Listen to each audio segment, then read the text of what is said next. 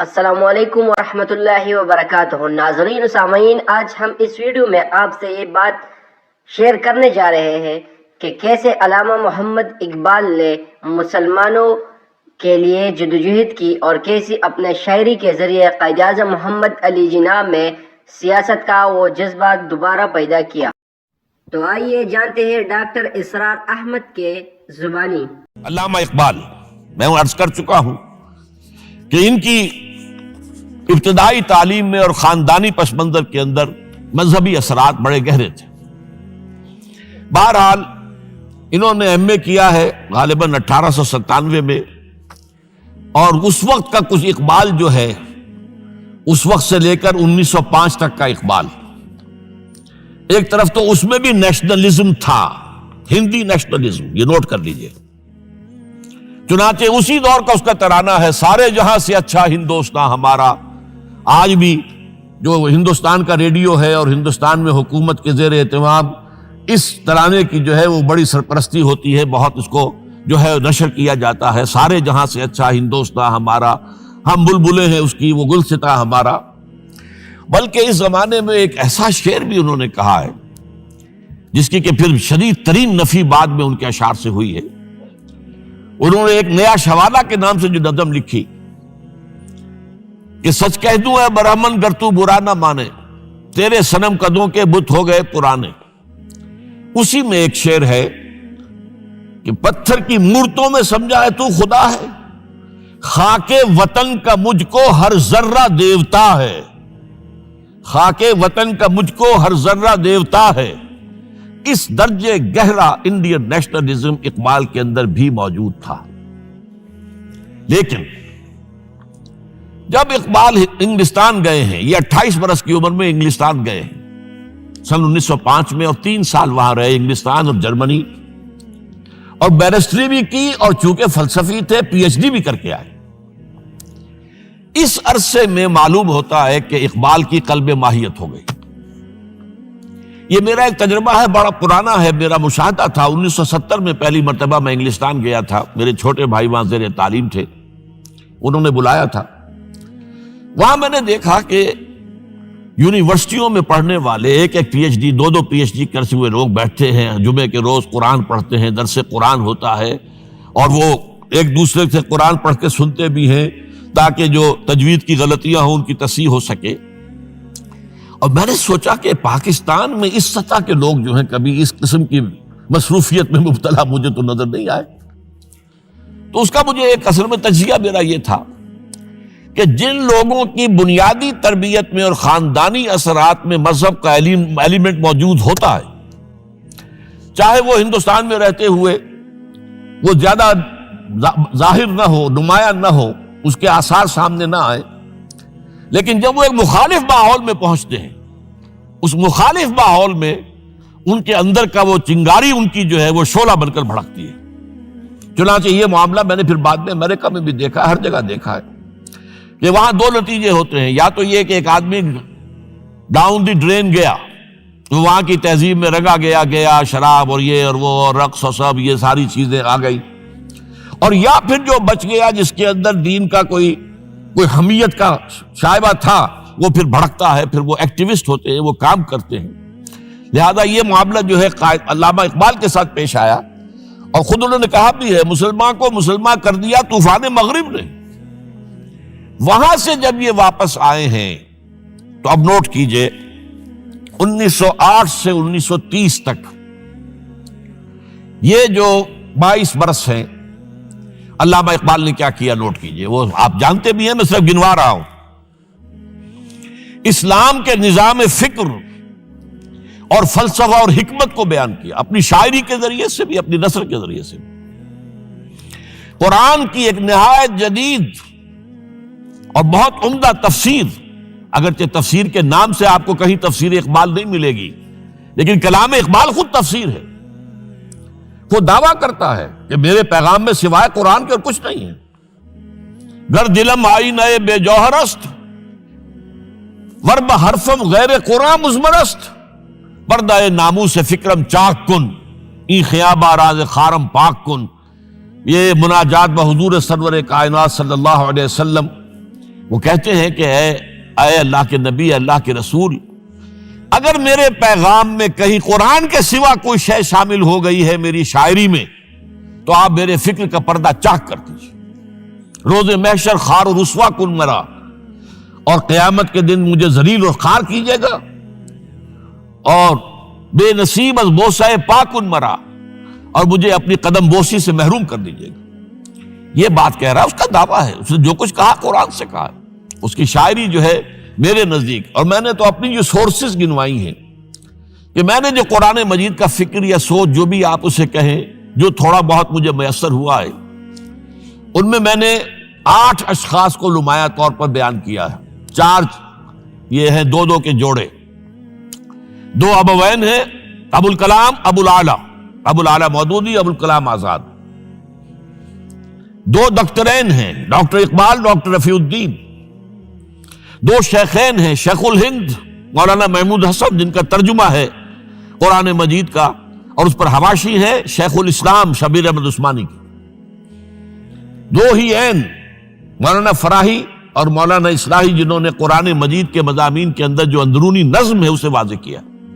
علامہ اقبال میری ایک بہت بڑی سورس ہے، بلکہ سب سے زیادہ گہرا اثر مجھ پر جو ہے بچپن سے جو ہوا ہے وہ تو علامہ اقبال کا ہے۔ 5ویں جماعت کا طالب علم تھا جب ان کا یہ شعر میرے ذہن میں کہیں چپک کر رہ گیا ہے، جواب شکوہ کا، وہ زمانے میں معزز تھے مسلمان ہو کر اور تم خار ہوئے تارک قرآن ہو کر۔ پھر علامہ اقبال نے مغربی فکر پر شدید تنقید کی، بہت بڑا ناقد، اور خاص طور پر مغربی تہذیب جو ہے اس کی نفی کی۔ یہ سارا کام کیا، اور اس سب سے بڑھ کر وہ تجدید ملت اسلامی کا علمبردار بن سامنے آیا۔ اس نے خوشخبری دی کہ دنیا میں اسلام کے غلبے کا دور آنے والا ہے۔ ملت اسلامیہ جو اس وقت دبی ہوئی ہے، پسی ہوئی ہے، پوری دنیا میں پامال ہے۔ آپ کو معلوم ہے کہ پہلی جنگ عظیم کے بعد کیا صورت ہو گئی تھی؟ سلطنت عثمانیہ کے جب دھجیاں بکھیر دی گئیں، اور کولونیل امپیریلزم جو ہے پورے عالم اسلام پر حکمران تھا، پورا عالم اسلام جو ہے محکوم، اگرچہ یہ دبے ہوئے ہیں، پسے ہوئے ہیں، گرے ہوئے، لیکن ان کا دوبارہ غلبہ ہوگا، یہ ابھریں گے، ملت اسلامیہ کی تجدید ہوگی، اسلام کی نشأت ثانیہ ہوگی، اسلام کے روشن مستقبل کے مبشر بن کر علامہ اقبال سامنے آئے۔ اور ایک اور جو بہت بڑا کام کیا وہ وہی وطنی قومیت کی شدید نفی، بلکہ شدید کا لفظ بھی کافی نہیں ہے، شدید ترین نفی کی ہے، اس لیے کہ اس وقت وطنی قومیت جو ہے اس وقت مسلمانوں کو اپنے اندر انگلف کرنے کے لیے پوری قوت کے ساتھ زور لگا رہی تھی۔ میں نے علامہ اقبال کے حوالے سے جو باتیں کی ہیں کہ احیاء فکر اسلامی اور تجدید ملت اسلامی، اس کے ساتھ ساتھ ہندوؤں میں کیا ہو رہا تھا اس دور میں، ان کے ہاں بھی ان کی مذہبی تجدید کا عمل بڑی شدت کے ساتھ شروع ہوا۔ اس میں بھی چند ناموں کا میں تذکرہ کرنا چاہوں گا۔ بنکم چٹرجی، اس نے بندے ماترم کا یہ جو ترانہ ہے آج بھی بھارت کے اندر مجبور کیا جا رہا ہے مسلمانوں کو بھی کہ وہ بھی اسکولوں کے اندر یہ ترانہ پڑھیں، اور ابھی مسلمان رجسٹ کر رہے ہیں۔ اس میں وہ زمین کی بندگی، بھارت ماتا ہم تیرے بندے ہیں، اور یہ جو ہے ہندو رینائسنس کا ایک بہت بڑا جو ہے یوں سمجھیے کہ علم بردار۔ پھر دوسری شخصیت سامنے آئی، راجہ رام موہن۔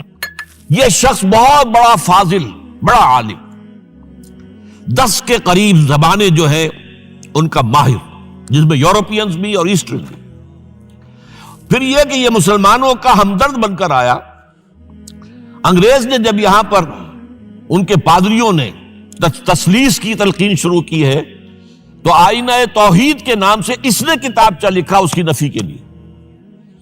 اس حوالے سے یہ کچھ ایسی شخصیت بننے کی کوشش کر رہا تھا کہ مسلمان بھی اس کو قبول کریں، اور اس کے بعد پھر اس نے برہمو سماج کے نام سے ایک ادارہ قائم کیا۔ یہ وہی تھا کہ جو اس سے پہلے اکبر نے جو فلسفہ دیا تھا دین الہی، بھئی اللہ کا معاملہ کرو، صرف اللہ کو سب مانتے ہیں، صرف نام ہے مختلف ہے، کسی نے کوئی نام رکھ دیا، کوئی مہادیو کہتا ہے، کوئی کچھ کہتا ہے، کوئی گاڈ کہتا ہے، سب خدا کو تو سب مانتے ہیں۔ یہ جو رسالت کا معاملہ ہے اور شریعت کا معاملہ ہے، یہ فساد کی جڑ ہے۔ رسالت کی بنیاد پر شریعتیں مختلف، عبادتیں مختلف، ذرا اس کو پیچھے ڈالو تو دین اکبر یا دین الہی اس کا نام تھا۔ اس کے اندر بھی در حقیقت کوشش یہ تھی کہ تمام مذاہب کو ایک ہاون دستے میں ڈال کے اور اس کو کوٹ کے اور چھان پیس کے ایک صفوف بنا کر ایک کامن مذہب ہندوستان کا وجود میں لایا جائے۔ بہرحال اس وقت اللہ تعالیٰ نے کھڑا کیا ہے حضرت مجدد الفسانی رحمۃ اللہ علیہ کو، کہ جنہوں نے اس فتنے کی سرکوبی کی۔ اس نے بھی مجلس ازدی کے نام سے ایسا ہی ادارہ شروع کیا، اور یہ گویا کہ ٹھنڈی چھری کے مانند، اس لیے کہ اسلام کا دار و مدار تو رسالت پر ہے۔ بقول اقبال بمصطفیٰ برساں خویش را کے دی ہماؤست، اگر باؤ نہ رسیدی تمام بول آبیست۔ اسلام کا تو سارا معاملہ، دین جو ہے اس کا سارا جو مدار دار و مدار ہے وہ رسالت پر ہے، نبوت پر ہے، اسی پر شریعت کا سارا دار و مدار ہے۔ رسالت سے کاٹ دیجئے، حدیث سے کاٹ دیجئے، سنت سے کاٹ دیجئے، تو پھر قرآن کو پھر موم کی ناک بنا کر جو چاہیں آپ تعبیر کر لیں، جو چاہیں تشریح کر لیں، جدھر چاہیں اسے موم کی ناک کی طرح بوڑ کر لے جائیں۔ بہرحال اس معاملے میں بھی پھر ایک تیسری تحریک جو شروع ہوئی وہ بہت ملیٹنٹ تھی، آریہ سماج، دیانند سرسوتی نے، یہ ملیٹنٹ تھی اور بڑی اس کی جو ہے پذیرائی ہوئی ہندو معاشرے میں۔ انہوں نے کھل کر یہ کہا کہ ہندوستان صرف ہندوؤں کا ملک ہے، یہاں مسلمانوں کے لیے کوئی جگہ نہیں، لہذا یا ہندو ہو جائیں مسلمان اور یا پھر یہاں سے ہجرت کر جائیں۔ کھل کر آریہ سماج، اسی کے تحت پھر مہاسبھا بنی، اسی کے تحت آر ایس ایس، انتہائی ملیٹنٹ آرگنائزیشن جو ہے ہندوؤں کی، یہ سب جو ہے دیانند سرسوتی کا۔ یہ اسی طریقے سے پھر شدھی کی تحریک شروع ہو چکی تھی، ریکلیم کرو مسلمانوں کو، یہ ہم ہی میں سے تھے، ان کے آباء و اجداد کہیں جو ہے مسلمان ہو گئے، انہیں واپس لو۔ چنانچہ راجستھان کے علاقے میں جہاں بڑی جہالت تھی، مسلمانوں میں علم نہیں تھا، بس کہیں بزرگوں کے کسی زیر اثر فیض سے، کسی صوفی کے، وہ اسلام تو لے آئے لیکن تربیت کا کوئی انتظام ہوا ہی نہیں، مسلمان حکومتوں نے کیا ہی نہیں، کچھ بھی نہیں کیا۔ تو نتیجہ یہ نکلا کہ بڑے پیمانے پر شدھی کی تحریک ہو رہی تھی۔ میوات کے علاقے میں بڑی تیزی کے ساتھ مسلمان جو میو تھے وہ ہندو ہو رہے تھے، اسی پر تحریک اٹھائی ہے مولانا الیاس رحمۃ اللہ علیہ نے۔ ان کا مقابلہ کرنے کے لیے، اس تحریک کا، اس شدھی کی تحریک کا مقابلہ کرنے کے لیے یہ تبلیغی جماعت کا نظام بنایا تھا کہ بس 6 باتیں لو اور جاؤ، دیہات میں جاؤ، چنے لے کر گڑ لے کر جاؤ، کسی کا کھانا نہ کھاؤ، اپنا کھانا کھاؤ، کوئی تنخواہ نہیں، اور دین کی تبلیغ کرو۔ یہ نظام ان کا در حقیقت اسی شدھی کی تحریک کے جواب میں شروع ہوا۔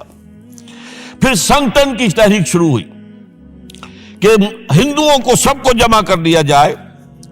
اب اس اعتبار سے ذرا نوٹ کیجئے، علامہ اقبال نے جو نفی پھر وطنیت کی ہے، اتفاق سے یہاں یہ اشعار لکھے ہوئے ہیں: اس دور میں میں اور ہے، جام اور ہے، جم اور، ساقی نے بنا کی روش لطف و ستم اور، تہذیب کے آزر نے ترشوائے صنم اور، مسلم نے بھی تعمیر کیا اپنا حرم اور، ان تازہ خداؤں میں بڑا سب سے وطن ہے، جو پیرہن اس کا ہے وہ مذہب کا کفن۔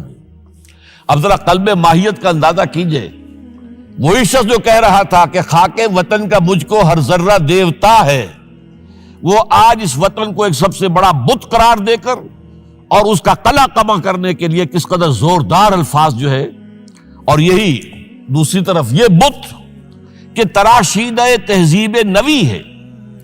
یہ جو نیشن سٹیٹ کا تصور ہے، یہ 18ویں صدی سے یورپ میں شروع ہوا۔ نیشن سٹیٹ، ایک ملک میں رہنے والے سب شہری ہیں، برابر ہیں، اور ان کے اندر مذہب کا اختلاف ہو، یہ اس کا کوئی حیثیت نہیں، مذہب تو پرائیویٹ معاملہ ہے، ہاں جو سرکاری سطح پر ہوگا معاملہ، اجتماعی معاملات جو ہے وہ کسی مذہب سے طے نہیں ہوں گے۔ یہ نیشن سٹیٹ کا تصور، یہ بت کہ تراشیدہ تہذیب نوی ہے، غارت گرے کاشانہ دین نبوی ہے، بازو تیرا توحید کی قوت سے قوی ہے، اسلام تیرا دیس ہے تو مصطفی ہے، نہ زارہ دیری نہ زمانے کو دکھا دے، اے مصطفی خاک میں اس بت کو ملا دے۔ اس سے بھی زیادہ مجھے ملا ہے ایک ان کے قطعہ جو ہے: منزل راہ رواں دور بھی دشوار بھی ہے، کوئی اس قافلے میں قافلہ سالار بھی ہے، بڑھ کے خیبر سے ہے یہ مارکہ دین و وطن، خیبر غزوہ خیبر غزوہ خیبر سے کہیں بڑھ کر یہ دین و وطن کا مارکا کہ ہمارے نزدیک ہماری قومیت کی بنیاد ہمارا دین. آج دنیا یہ کہتی ہے کہ قومیت کی بنیاد وطن ہے.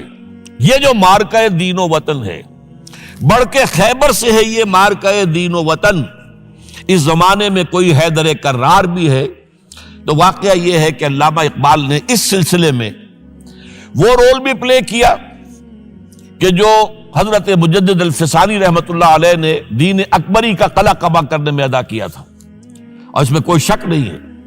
اس اعتبار سے میں کہا کرتا ہوں کہ حضرت مجدد الفسانی کے بروز کی حیثیت رکھتے ہیں علامہ اقبال، اور ان کو جو گہری نسبت تھی. حاضر ہوا میں شیخ مجدد کی لحد پر، وہ خاک کے ہے زیر فلک مطلع انوار، گردن نہ جھکی جس کی جہانگیر کے آگے، جس کے نفس گرم سے ہے گرمی احرار. وہ ہند میں سرمایہ ملت کا نگہباں، وہ ہند میں سرمایہ ملت کا نگہباں. ملت کا سرمایہ تو سارا کا سارا جو ہے ایمان بالرسالت سے. آپ حضرت مجدد الفسانی کے خطوط پڑھیے، سب سے زیادہ زور اطاعت رسول، اطاعت رسول، اطاعت رسول، اطاعت رسول. جس کی جڑ کاٹنے کی کوشش کی تھی دین الہی کے ذریعے سے اکبر نے، اس کو دوبارہ مستحکم کیا ہے وہ مجدد الفسانی رحمت اللہ علیہ نے. اب آئیے 1930 کا ماہ دسمبر. اس میں ایک بات ہم دیکھ چکے، محمد علی جناح ہندوستان کی سیاست سے مایوس ہو کر ملک چھوڑ کر انگلستان میں جا کر آباد ہو چکے. اور اس ضمن میں ایک واقعہ میں آپ کو سنا دوں. ایس ایم اکرام صاحب کا نام بہت سے حضرات کے علم میں ہوگا. ان کی 3 کتابیں جو ہے بڑی مارکت الآراء ہیں. آب کوثر، موج کوثر، روض کوثر. ادارہ ثقافت اسلامیہ کے ڈائریکٹر رہے بہت عرصے تک، بہت پڑھے لکھے آدمی تھے. وہ آکسفورڈ میں پڑھتے تھے اس زمانے میں. وہ لندن گئے، انہوں نے محمد علی جناح صاحب سے ملاقات کی اور کہا کہ آپ کیوں چھوڑ کر آ گئے ہندوستان؟ ہندوستان کے مسلمانوں کو آپ کی رہنمائی کی ضرورت ہے. تو جواب جو تھا محمد علی جناح کا وہ نوٹ کرنے کے قابل ہے. Hindus are incorrigible. یہ ہے جو نتیجہ نکالا تھا محمد علی جناح نے. یوں سمجھیے کہ 24 برس کی محنت شاقہ کہ کوئی اتحاد کا فارمولہ طے ہو جائے، کوئی بنیاد ہو جائے، کوئی ہمارے مابین متفق علیہ اسکیم بن جائے، لیکن جس درجے مایوس ہوا ہے شخص. ہندوز آر انکوریجیبل، یہ ناقابل اصلاح ہے. اور مسلمانوں کا حال یہ ہے کہ ان کا ایک لیڈر جو بات مجھ سے کرتا ہے صبح کو وہ شام کو ڈپٹی کمشنر کو بتا دیتا ہے. تو اب میں ایسی قوم کی رہنمائی کیسے کروں؟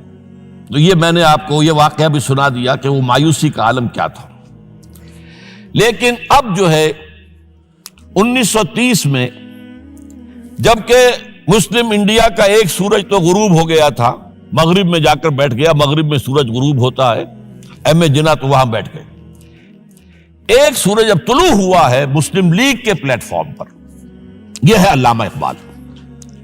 1930 کا جو ان کا خطبہ ہے الہ آباد کا، وہ بہت اہم، بہت اہم، بہت اہم. ایک تو یہ کہ انہوں نے اپنی شاعری کے ذریعے سے وطنیت کی جو نفی کی تھی اور مسلم قومیت کا جو اس بات کیا تھا، اسے ایک فلسفیانہ انداز میں سوشیولوجی، عمرانیات کے مسلمہ اصولوں کی روشنی میں جس طریقے سے مدلل بیان کیا ہے، اس اعتبار سے وہ ایک بہت قیمتی دستاویز ہے. لیکن اس کے ساتھ ہی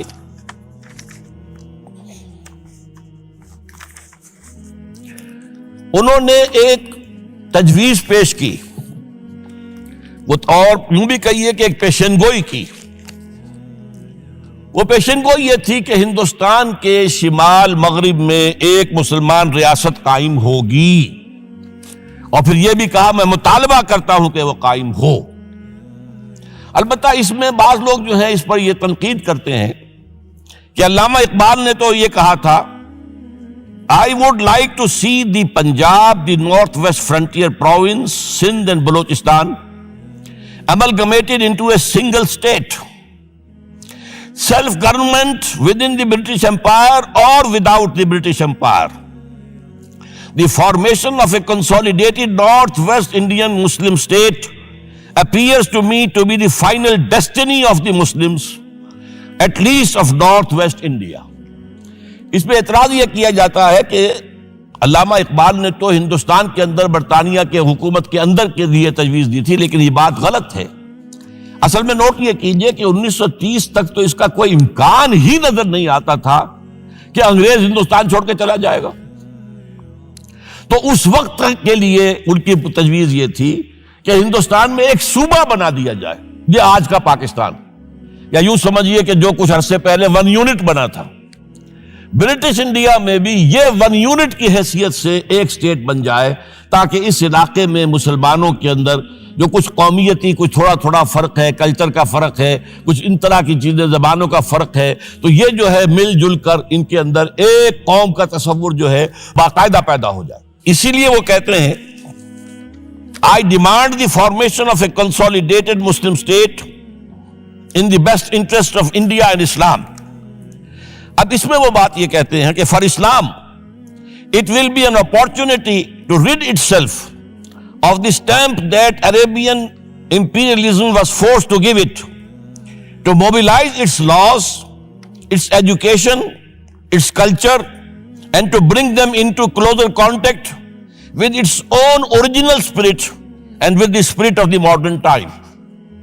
وہ کہتے ہیں کہ اگر ایسا ہو گیا، ایک تو یہ کہ ڈیسٹنی ہے، ہوگا، رہے گا، شمال مغربی ہند کے اندر ایک مسلمان ریاست قائم ہو کر رہے گی۔ اب یہ پروفیسی بھی تھی، پیشن گوئی، اور یہ بھی کہ میں مطالبہ کرتا ہوں، ایک تجویز بھی تھی، لیکن اس کا جو اصل عنصر ہے، جو میرے نزدیک جو انقلابی حصہ ہے، جہاں تک ہندوستان کی جو تقسیم کا معاملہ ہے، یہ اور بھی بہت سے لوگوں کی طرف سے یہ باتیں آتی رہی تھی۔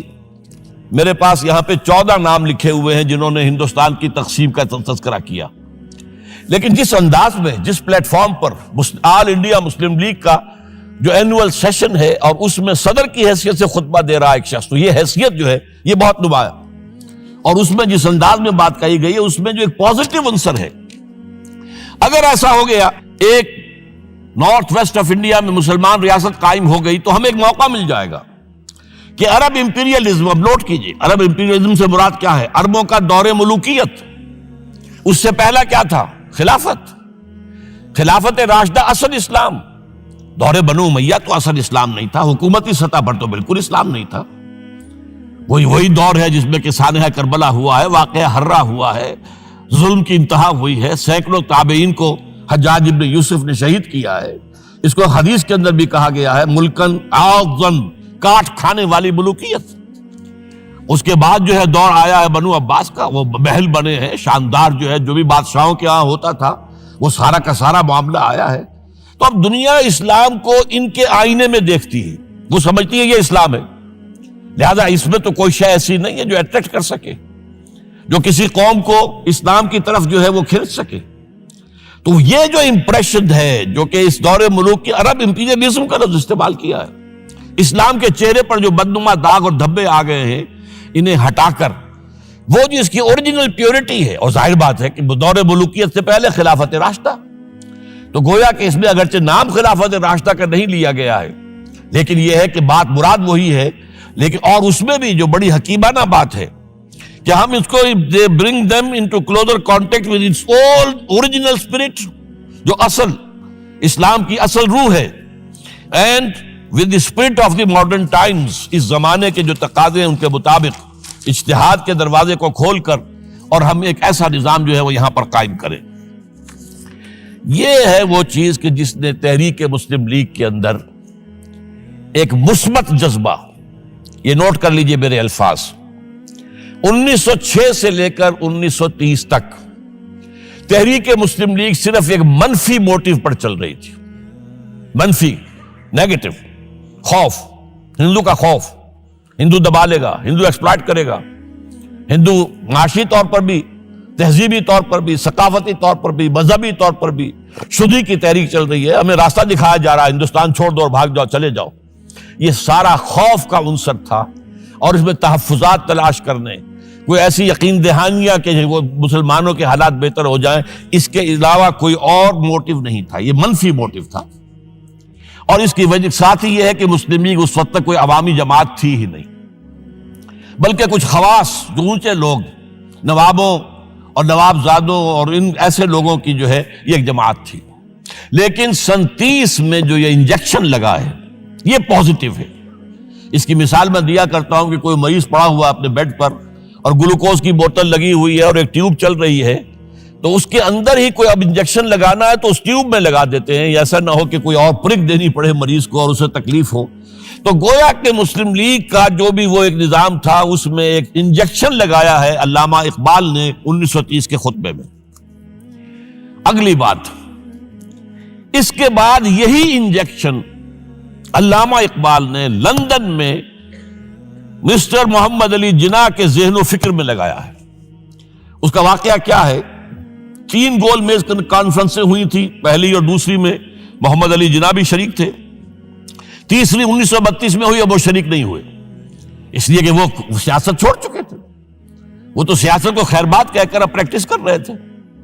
لیکن علامہ اقبال اس میں گئے تھے، وہاں موقع ملا، قریبی ملاقاتیں ہوئیں، گفتگویں ہوئیں، اور ان ملاقاتوں کے نتیجے میں یہی انجیکشن علامہ اقبال نے محمد علی جناح کے ذہن اور فکر کے اندر لگایا ہے کہ بات کرو اسلام کے احیاء کی، وہ چیز کہ جو مسلمانوں کے جذبات کے اندر گرمی پیدا کرے، حرارت پیدا کرے. اس حوالے سے یہ جو انجیکشن لگایا گیا ہے اسی سے پھر یہ کہ ان کے مزاج کے اندر ایک تبدیلی آئی. کچھ اور لوگوں نے بھی انہیں کہا ہوا تھا، لیکن یہ کہ خاص طور پر یہ بات اقبال کی تھی جس کی اپنی ایک حیثیت تھی. بہرحال 1934 میں ایم اے جناح واپس آ گئے، پھر انہیں مسلم لیگ کا تا حیات صدر بنا دیا گیا. پھر انہوں نے مسلم لیگ کو سنبھالا ذرا، لیکن 1936 کے الیکشن جو آئے یہاں پر، اس میں کانگریس پوری اوور ویلمنگ میجورٹی سے جیت گئی. ابھی محمد علی جناح کو موقع ملا ہی نہیں تھا کہ ابھی مسلم لیگ کو سنبھال سکتے. اور ان جو وزارتیں بنی تھیں اس دور میں کانگریس کی، انہوں نے جو سلوک مسلمانوں کے ساتھ کیا، جو مظالم ڈھائے، جو انہیں دبایا اور ان کے حقوق کو پامال کیا، اس سے وہ نیگیٹو جو ایک موٹیو تھا وہ بھی اور قوی ہو گیا. اور اس کے بعد پھر محمد علی جناح نے 1937 سے لے کر 1947 تک، ایک لفظ میں استعمال کر رہا ہوں، آپ گھبرا نہ جائیں، 1937 سے 1947 تک اسلام کی قوالی گائی. پورے 10 برس اسلام اسلام اسلام اسلام، ہمیں اسلام چاہیے، اسلامی تہذیب ہم چاہتے ہیں، اسلامی قانون ہم چاہتے ہیں، ہمارے قوانین اور ہیں، ہمارا مذہب نہیں ہے، وہ دین ہے، وہ زندگی کے تمام معاملات پر. یہ جو ہے میں قوالی اس لیے کہہ رہا ہوں کہ قوالی میں تکرار ہوتی ہے. جس تکرار کے ساتھ یہ اب اس موقع پر آ کر محمد علی جناح قائد اعظم بن گئے. مسلمانوں کے دلوں کی بات اقبال نے جو ولولہ پیدا کر دیا تھا، ایک ولولہ تازہ دیا میں نے دلوں کو، لاہور سے تا خاک بخارا اور سمرقند، وہ جو ولولہ تھا، جو غلغلہ تھا، اب محمد علی جناح کی زبان سے جب وہ بات آئی ہے تو یہ مسلمانوں کے دل کی آواز تھی، ان کی روح کی پکار تھی. لہذا اب مسلم لیگ ایک عوامی جماعت بنی اور محمد علی جناح اب قائد اعظم قرار پائے. اب اس معاملے میں چاہتا ہوں ذرا، کیونکہ یہ بات نئی سی ہوگی، میرے اس تجزیے کے روح سے نظریہ پاکستان اسلام اور اسلام کا احیاء خلافت راشدہ کے مفہوم میں، اور اس کا خالق اقبال ہے، اس میں کوئی شک نہیں. قائد اعظم تک بھی یہ بات پہنچانے والا اقبال ہے، اور پھر اسی پر قائد اعظم نے عمل کیا ہے. تو اس چیز کو بہت سے لوگ جو ہیں آسانی کے ساتھ تسلیم نہیں کریں گے، لیکن میں یہ چاہتا ہوں کہ خود قائد اعظم نے علامہ اقبال کے بارے میں جو کچھ کہا ہے اس کی 2 کوٹیشنز آپ کے سامنے رکھ دوں.